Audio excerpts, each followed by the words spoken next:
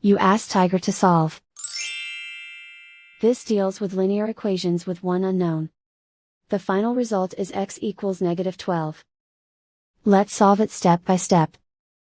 Simplify the expression. Simplify the arithmetic. Group all constants on the right side of the equation. Add 55 to both sides. Simplify the arithmetic.